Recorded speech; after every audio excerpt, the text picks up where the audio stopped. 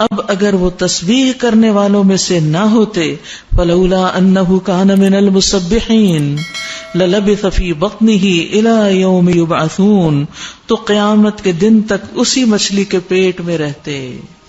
بہت بڑا سبق ہے اس میں. کیا کہ اس تسبیح کی وجہ سے وہ مچھلی کے پیٹ سے نکلے، مصیبت سے نجات پائی. کیا ہے تسبیح؟ لا الہ الا انت سبحانک انی کنت من الظالمین. ایک طرف اللہ کی پاکی بیان کی، دوسری طرف اپنی غلطی کا اعتراف کیا.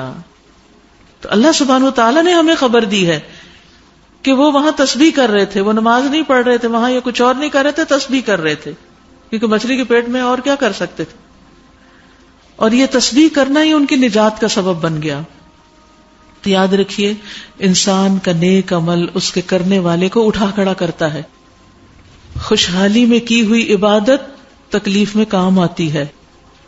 جیسے عام دنوں میں اگر آپ اچھی غذا کھاتے ہیں نا اور آپ کی امیونٹی اچھی ہو تو اول تو جراثیم اثر نہیں کرتے، اور اگر کوئی انفیکشن ہو بھی جائے تو آپ جلدی ریکور کر لیتے ہیں.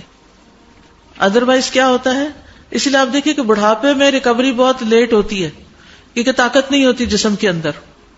جسم خود فائٹ کرتا ہے نا بیماریوں سے، تو کر نہیں پاتا.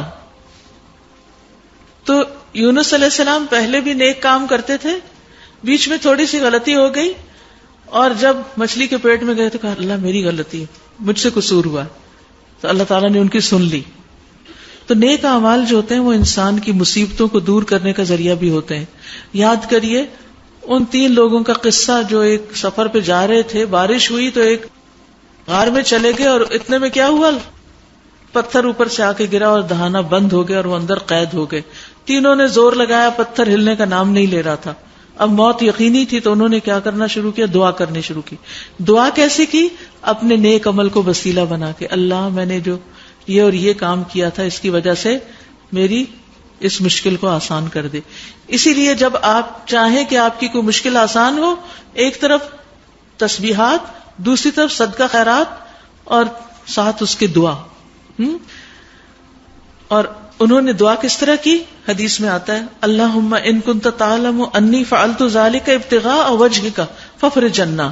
اے اللہ اگر تیرے نزدیک یہ کام میں نے تیرے چہرے کی خاطر کیا تھا، خالص نیت سے کیا تھا، تو اس کی وجہ سے اس چٹان کو آپ ہٹا دیجئے.